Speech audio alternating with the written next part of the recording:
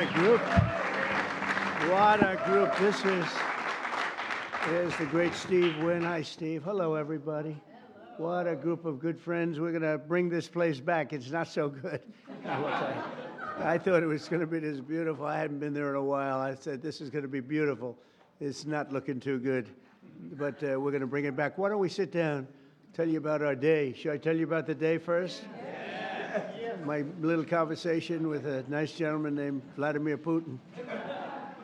But we had, actually, we had a good talk. And I think that progress is being made. 5,000 young soldiers are being killed every single week on average. Can you believe 5,000? And it's actually a number probably worse than that, in addition to other people that are being killed in towns. And we're trying to stop it. It's a bloodbath.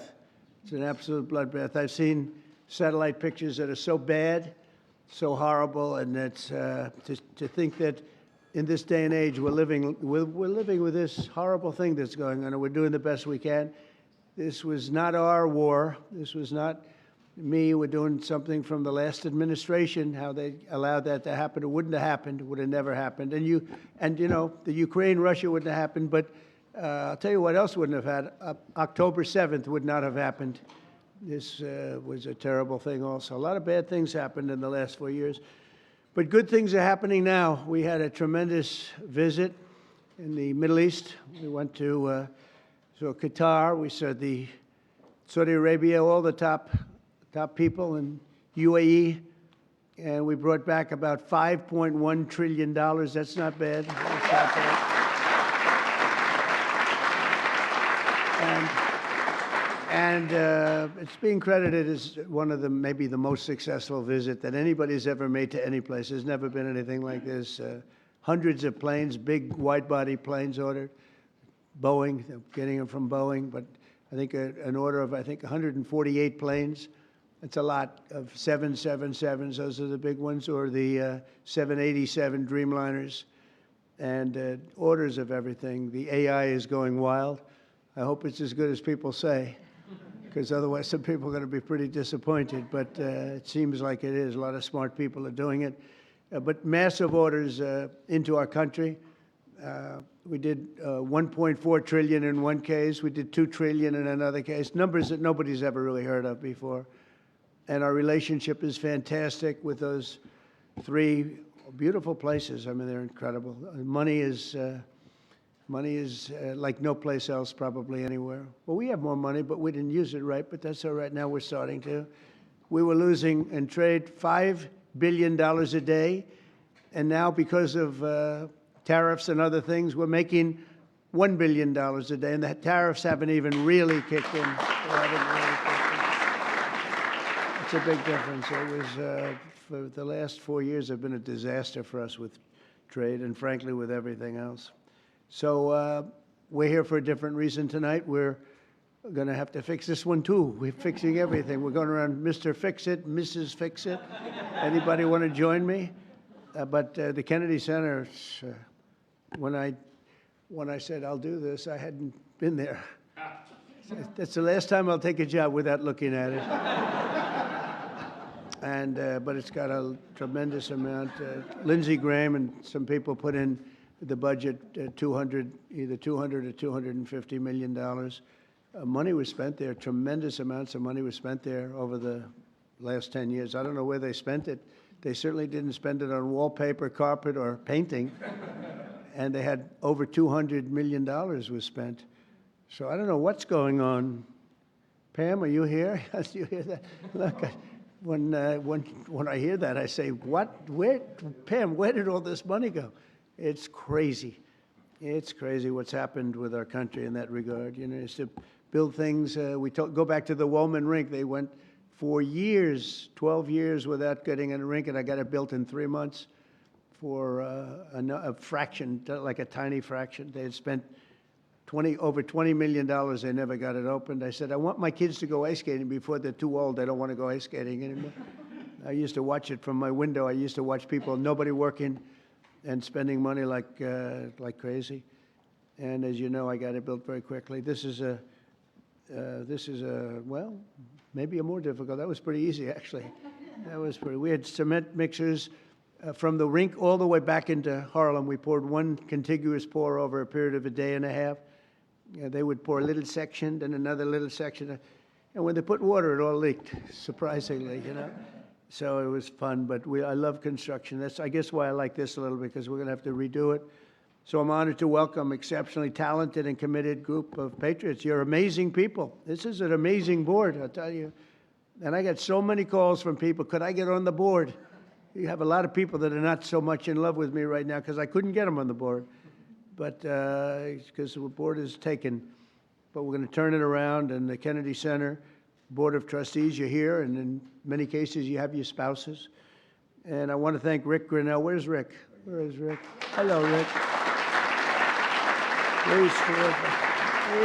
He did a great job. He used to walk into the Justice Department with stuff under, showing all the horrible things that had gone on in our country. He had a lot of courage. And he's going to be with me for a long time, different things. He seems to be a troubleshooter. I say, how about Kennedy Center? Let's fix that one up. And tremendous strides have been made.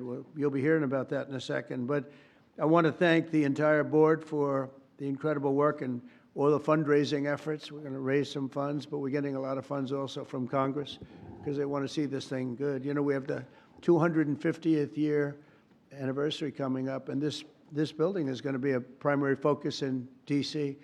And it's got the potential for greatness. If it didn't, I wouldn't have done it. But it has a great plan.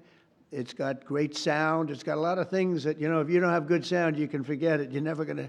They've been trying to do things over at Lincoln Center. All my life I've been watching. They rip it down, build it up, rip it down. You know, some of the greatest sound of buildings built in the 1850s out of pure marble. And you get up and you can just talk lightly and they hear you back 100 rows. But and if you don't have sound, I think there's a certain amount of luck. You hire sound engineers, they get a lot of money, and then you open the building and you can't hear anything. So we're going to do some good things, but the basics are there. The location is phenomenal. The importance of the building is phenomenal. And we'll have some very interesting plans.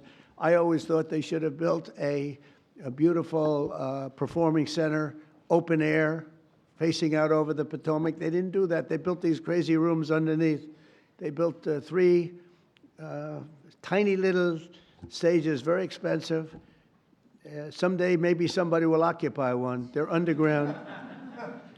In fact, when I looked from a distance, you know, you see these like hubs, concrete hubs, and I thought it was modern art, you know. Well, here we go with the modern art blocking everybody's view. And when I actually went over there, I said, no, it wasn't modern art. It was meant for a door to be in, so you go down to these rooms. So I don't know what the hell they were doing, but they spent a lot of money.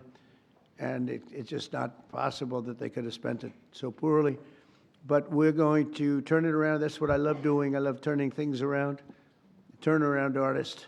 I'm doing that with the country. Believe me, we're doing it. We're doing a job. We are hot. We are hot.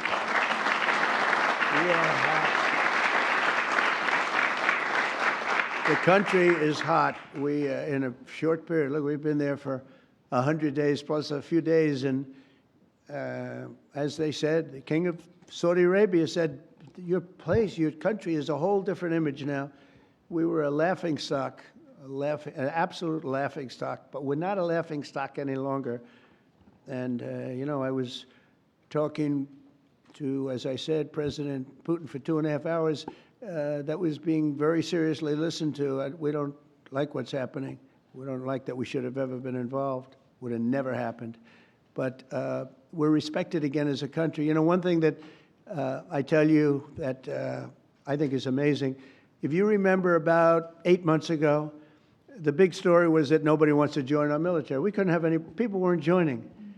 And they weren't proud of our country. They weren't joining police forces all over the country, Houston, Dallas, all over the country, New York.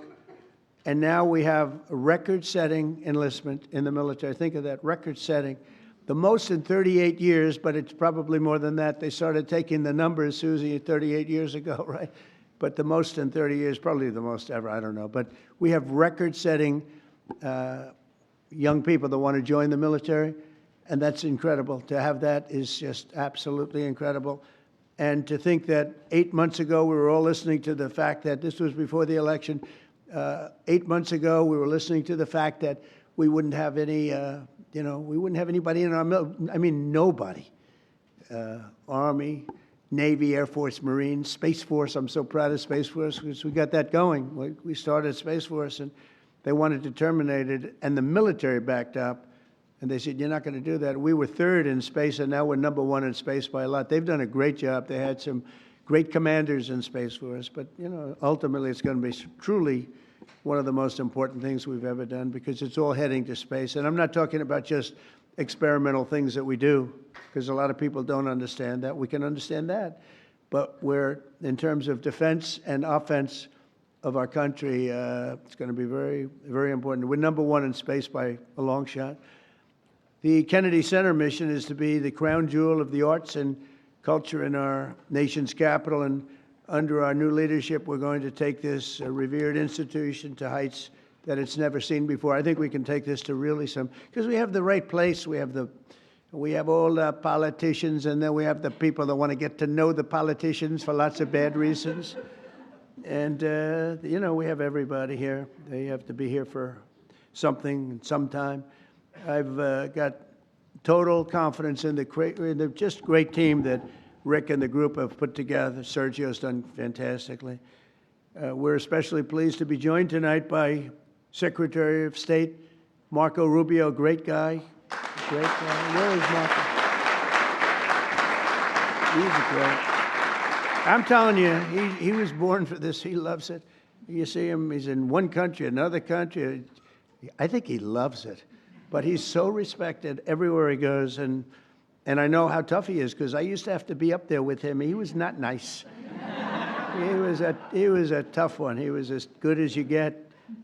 I didn't know that we would end up being this close. We like each other. I think I can speak for him. I can speak for myself, but I like him, and he's done a fantastic job, and he's really, really working. And we're getting relationships that we lost that were very important for us in many ways. And so I want to thank Marco, and Marco's on the board, Attorney General Pam Bondi, who I've known so long, and she's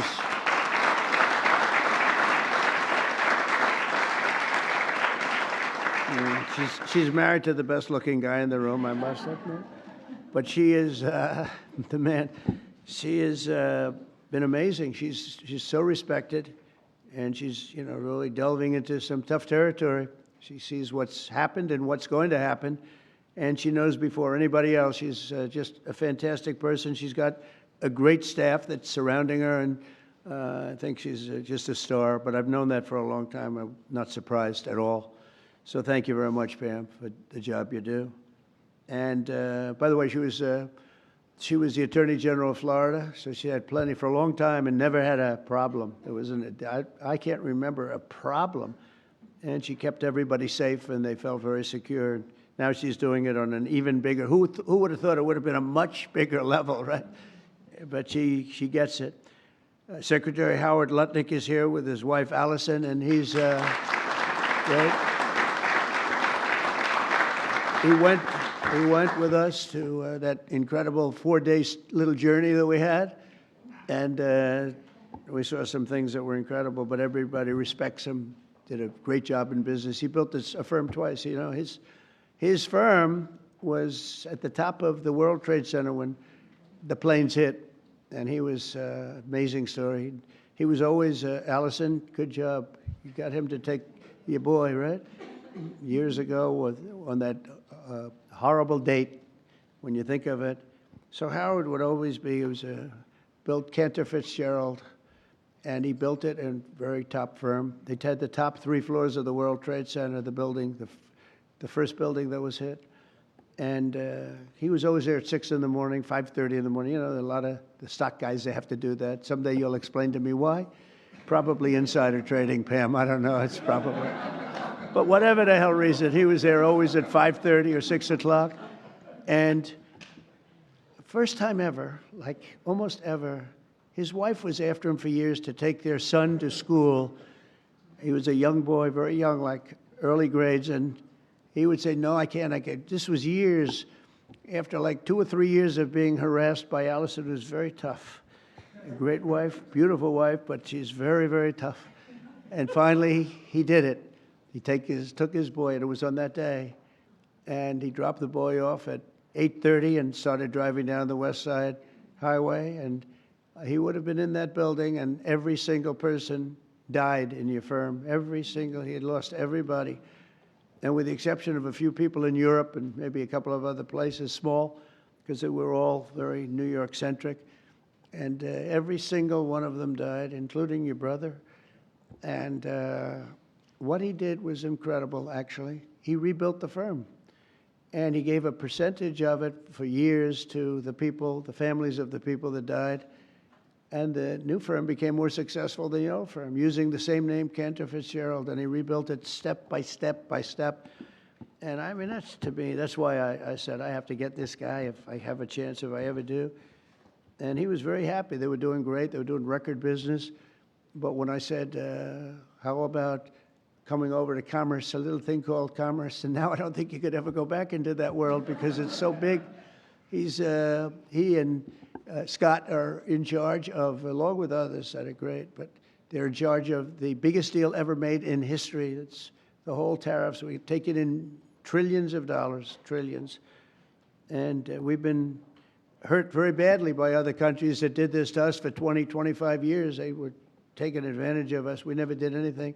But now we're doing it to them, and fairly, I'll tell you what, modestly. But we'll be taking, and we are taking in right now, 25% in cars, 25% on steel and aluminum, 25% on other things, and that'll be going up to 50, 75, maybe 100 in some cases. We have to get our pharmaceutical industry back. Once we establish that in another couple of weeks, it'll start roaring back. It's already roaring back because they know we're doing it. And it's really been, you've done a great job. But he said to me the other day, this is so big. These numbers are big. Cantor Fitzgerald doesn't look so big anymore. We see numbers, we talk in the trillions now. Think of it, $5.1 trillion. Nobody talks, but we're talking big numbers, and he's doing a great job. He did a great job before. Chief of Staff, Susie Welsh, she's considered the most powerful woman anywhere in the world.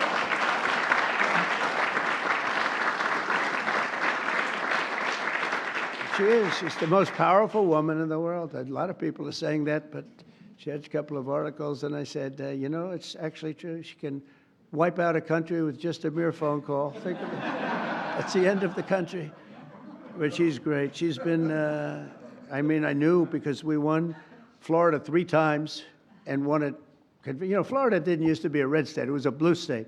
When I first ran, that was a blue state. And now it's a seriously red state. And it got more and more, and we're going to keep it that way. But Susie ran it, and we won by a landslide, and a Republican hadn't won. You know, you had a Democrat senator, you had 2 Democrat senators, but you had a Democrat governor, you had a lot of Democrats. And so we won in a landslide. I said, good. Then the next time I won again in a much bigger landslide, and anybody I endorsed also won. And I said, that's good. And then when it came time to do this, after the election was rigged, the second one was rigged, whether you like it or not, it was rigged like nobody's ever seen. And now people are seeing it. Now people don't even fight me. You know, they used to say, sir, it's not really that nice to say. I'm an honest, it was rigged, and unfortunately that's what happened. You look at some of the things that happened, all of these things would have never happened. But when it came time to thinking about doing it again, I didn't think I'd have to do that. I said, you know, I think I'm going to take that woman, my friend now, but at the time I didn't know. Her father was Pat Summerall, who's a great football player, was probably a greater announcer for 28 years for the NFL. But that tells me, you know, because I'm a big believer in the genes, person's genes. And Susie was, I said, you know, let's use Susie. She did a great job in Florida for me twice.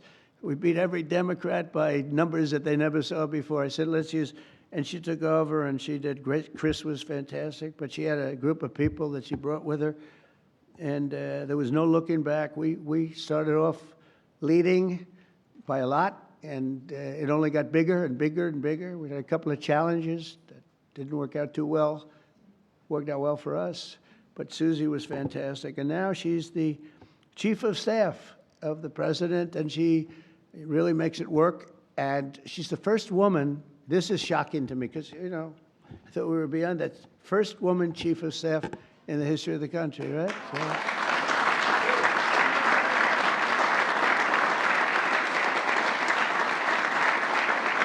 And she's doing a great job. And you know, those men are scared. She sits in the back of the room. She watches them like this. She doesn't want publicity. She doesn't want to be on camera. She doesn't want stories. But they're up there yapping. And if they start yapping the wrong way, it's not pleasant for them. She's great. And we have a friend of mine, a man that I endorsed, and he proudly went through the roof, Jeff Landry, governor of Louisiana.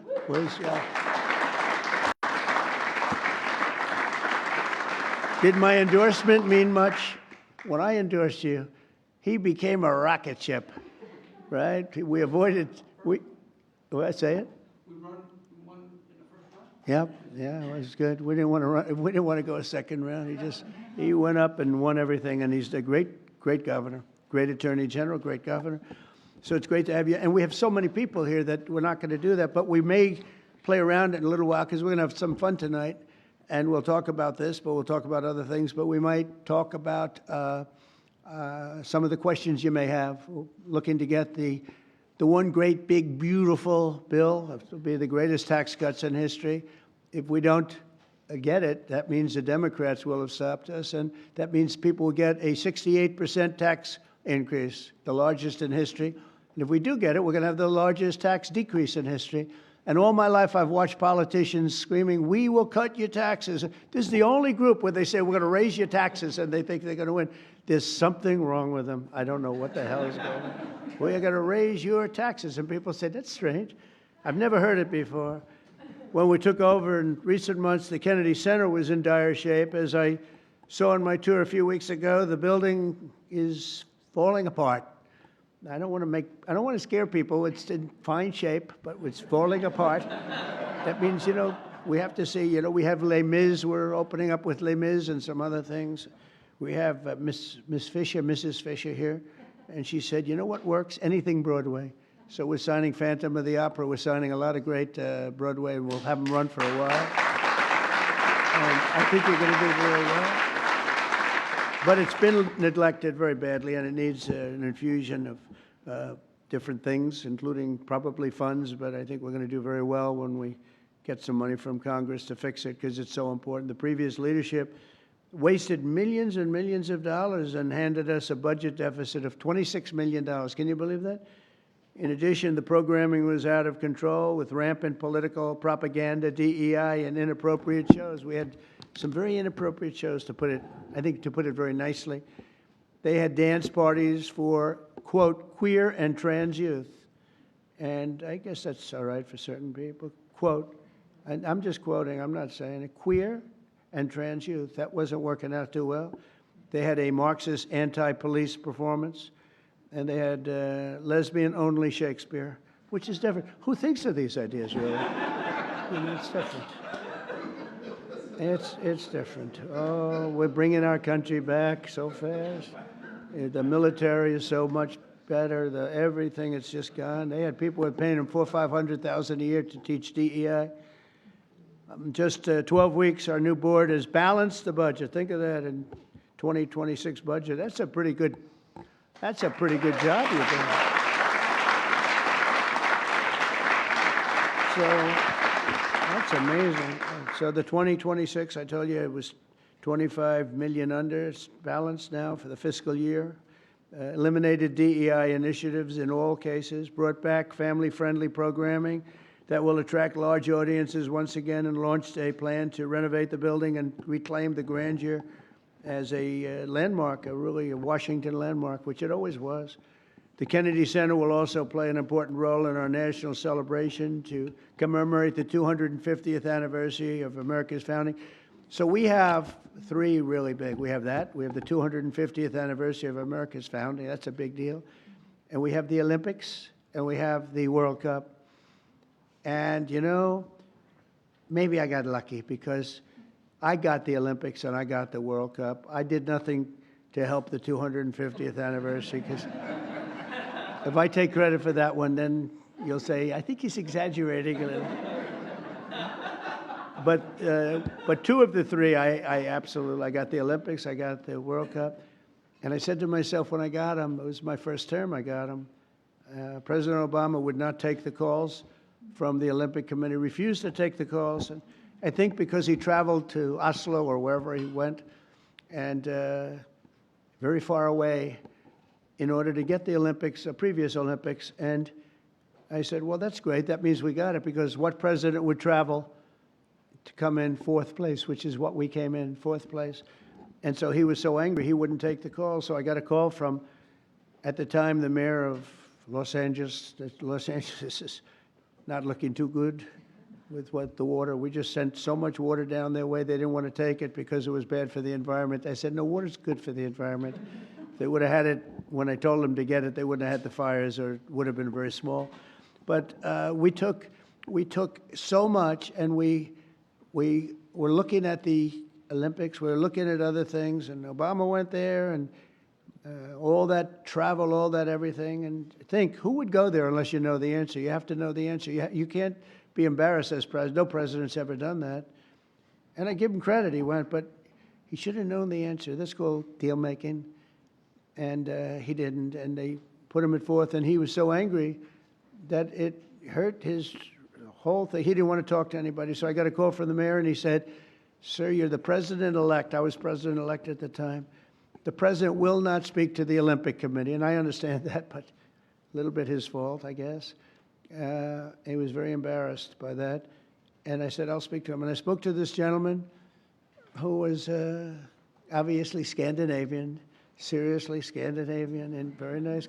I couldn't get him off the phone because he was so starved for love. He just kept, I must have had him for 2 hours. I couldn't. I said, sir, I have to go. I'm president-elect. Yes. All I said to him, yes, yes, yes, we will take good care. They wanted to know that if they choose us for the Olympics, will we treat them nicely? And I said, we're going to treat you like so well, like you've never been treated. And then he wanted to talk about anything because nobody would talk to him. Now he talks to me. And we got the Olympics, and then we got through Johnny, who's the boss. He's a friend of mine, and we got the World Cup. I got them both, and I said, man, I won't be president. I got the Olympics and the World Cup, and I won't be president. And they're going to forget that I got them. Nobody's going to mention it because, you know, a little bit that's the way life is. And then they rigged the election. And then I said, you know what I'll do? I'll run again, and I'll shove it up their ass.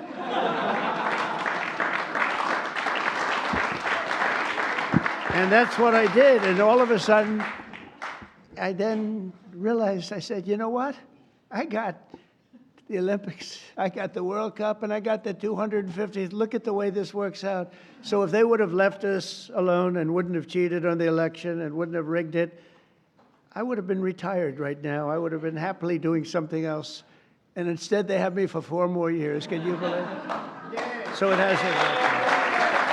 Yeah, it has it. So instead of putting forward programming that tears our country down and tears our country apart, the Kennedy Center should be the nation's premier venue for lifting up the best of our country and lifting up the American arts, theater, music, and culture. And together, it's really an honor to be with. I mean, I have so many friends on the board. This is a hot board, just like we have a hot country. You know, we have a hot country. Our country was stone cold 8 months ago. It all began on November 5th. Does everybody know that that was Election Day? And from that moment on, and then January 20th came, and what we've done, we have almost no inflation. Our energy prices are way down. Our gasoline costs are way down. Groceries are way down. Eggs. Remember, they hit me with eggs my first week. Sir, the fake news, those people right there, they're saying, sir, eggs have gone through the roof. They were doubling and tripling eggs. I said, I don't know. I've just got here. Excuse me.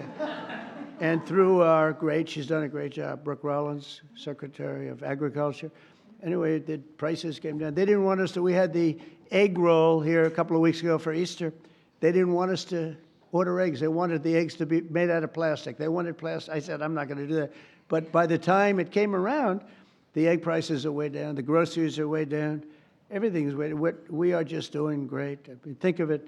No inflation, and we're taking in billions, hundreds of billions of dollars in tariffs that we never did before. We got a hot country right now. We have a country that people are proud to be a part of. So We're going to honor the legacy of President Kennedy, his great legacy, and we'll create the best and most beautiful home for the performing arts anywhere in the country and many other things also. I want to thank you again. We're going to have some fun working together. We're going to make this a fun project. That's what I thought until I walked into the building. I said, this won't be the fun I thought, but it is fun. I like to create. You like to create. Most of the people in the room like to create, just like Bob Kraft created the New England Patriots. He happens to be here. And he tells me he has a great new quarterback, so we're going to see. You know, a lot of people make that statement. We're going to find out, but I have a feeling you're going to be right. You've been right about a lot of things, but he was right about Tom Brady, right? He got him almost the last draft choice in the last round, sixth round, whatever it was. How did he work out, Tom Brady? Okay? Not bad? Good, right? But Bob's here, and his wife, as you know, Dinne, she's on the board. And she's much younger than him, so he wanted to come tonight with her. Isn't it nice?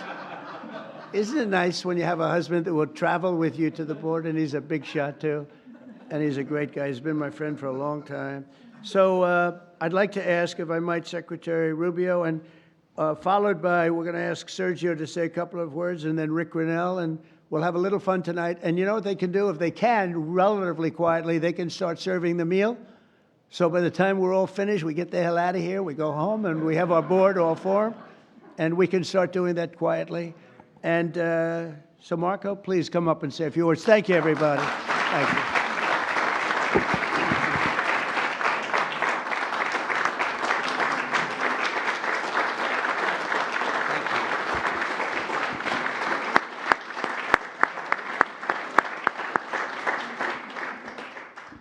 Well, thank you all for being here tonight. It's an unusual day. You know, it's not often you wake up in the morning and your first meeting is with the Pope and your last meeting is a dinner with the President of the United States. That's a heck of a day. And but it actually is an honor to be a part of this administration, Mr. President. It's actually a very unique situation. I don't know how many of you got to see the President's speech in Saudi Arabia. I think it will go down as one of the most profound foreign policy speeches in American history. And where it outlined a vision for the future and a vision of prosperity. And I tell people, we have a president of peace. In fact, I'll tell you kind of an aside, one of the cardinals I was meeting with, Mr. President, the day before the papal mass said to me, you know, it's very unusual for us. It's, you know, we have an American president that wants peace, and it's some of the Europeans that are constantly talking about doing war stuff. So it's kind of the world's upside down in their mind right now. It's usually the other way around. And it's a great honor to work for a president who literally spends half his day, maybe more, trying to stop wars, end wars, prevent wars. And it's an extraordinary thing to be a part of, and thank you for your leadership on that front. He's a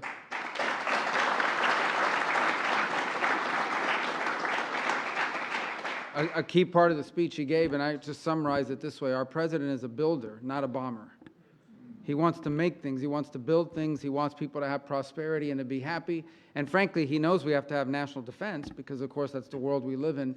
But I think one of the things that troubles him deeply is how much money has to be spent on some of his military and war because it's just the way the nature of the world is. He'd much rather be spending growing the economy and doing the deals that we've seen, and he's trying to convince other countries of that as well.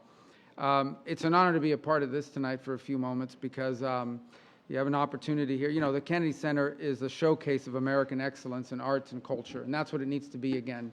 And the work that Rick and his team are doing, both to bring the building and the actual function of the organization to reflect that, but the programming is the other thing we're really excited to see, the programming, the shows that are coming, that will be a highlight of American excellence and of American culture and American entertainment.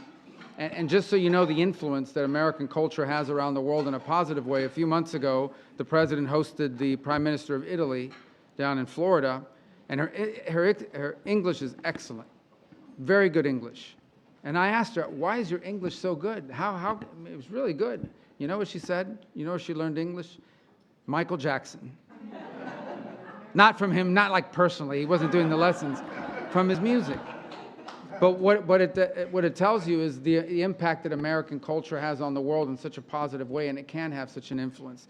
And the Kennedy Center is a showcase for it. So we're excited to see what you're leading here, and all of you contributing towards that. And we're excited to see also the restoration of that building. That really should be a showcase and something that we're proud of. That when people come to Washington, when people come to America, they want to see the shows that reflect the greatness of our culture and society, and in a building run by an organization that is reflective of excellence as well. So it's an honor to be here tonight. I want to thank all of you for contributing to this, because it's important that this board and everyone that's involved in it, and Rick and his team, are doing a great job of making sure that your dollars and everything you've made possible will be well spent, so we'll have a treasure in our hands for future generations. I think, Sergio, you want to come up here now and tell us about Sergio Gore personnel.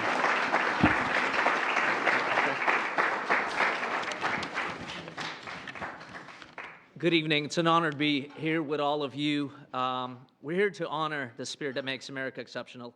Under President Trump's leadership, we're witnessing the revitalization of American culture, a return to the values that fuel our greatness. I can't think of a better chairman of the Kennedy Center than President Trump. And a lot of you know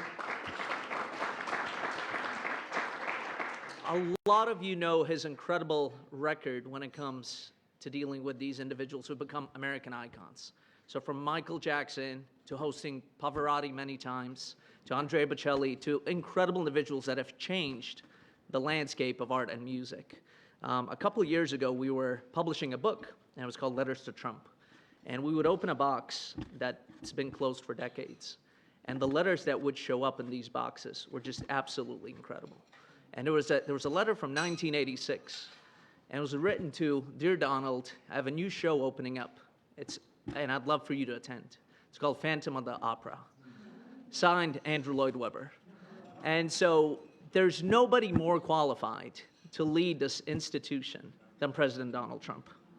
America's had an incredible run for the last 250 years, minus the last 4 under the previous administration.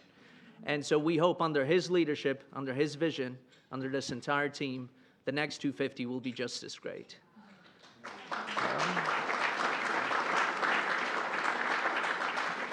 I want to thank all the individuals who have contributed to the Kennedy Center. Howard Lutnick, 7-figure donation, thank you. And we have a lot of other individuals who are looking to contribute. Anthony, you're nothing but cash, we know that.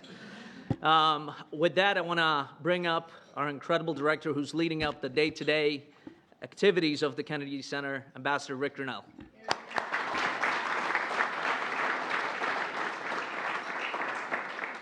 I'll be very quick. First of all, how great is it to have a president who actually cares about the Arts Center? That's what I love best, is that he actually cares. He came, he saw the problem, and he immediately said, "I'm going to call Congress and we're going to try to fix it." This is traditionally a Democrat territory, except President Trump says, "I want to do this." I have to tell you, President Trump is actually saving the Kennedy Center, because there is discussion right now of whether or not to take it down. The deferred maintenance of the Kennedy Center is criminal. It has been terrible. Mr. President, we said today in our board meeting, our great new CFO went through the 24 and 25 budgets of the Kennedy Center and found $26 million in phantom revenue, fake revenue. It's criminal. We're going to refer this to the U.S. Attorney's Office here. We're lucky enough to have the Attorney General on the board of the Kennedy Center who heard all the details today. She heard the details. And this is unacceptable in America, to have a fake revenue of $26 million fraud on previous donors. It's unacceptable, but I'm here to tell you that what we have is total transparency now. We want people to go through the budget. We want them to question it. We announced our program today, which is literally shocking the media, because they're saying, okay, this is pretty good. We're not getting criticized for the programming, because guess what, Mr. President? When you pick programs that are popular with the public, they respond. People buy tickets. It is popular when you do programming for the masses. As I said today, I am somebody who loves niche programming in the arts. I am somebody who embraces it. It's not for everybody, but I like to be challenged by the arts. I like it when somebody can teach me and make me a little bit uncomfortable in a show. But one thing that we're not going to do at the Kennedy Center is inappropriate content for children. We're going to protect children, and we're going to make sure that we are absolutely not losing money on our program. We can't do arts education if we don't have enough money and we have fake revenue coming in. So I promise you, and this board today responded incredibly well. I can't thank you all enough. Jennifer, thank you for being the chair. Thank you for every single board member. Your commitment is amazing. And as President Trump said, we're going to do great things. Everyone needs to go out and buy tickets to Les Mis and Porgy and Bess, which are currently being right now about to launch. We're building the stages, and we're getting ready to have premier entertainment at America's premier arts institution. Thank you very much.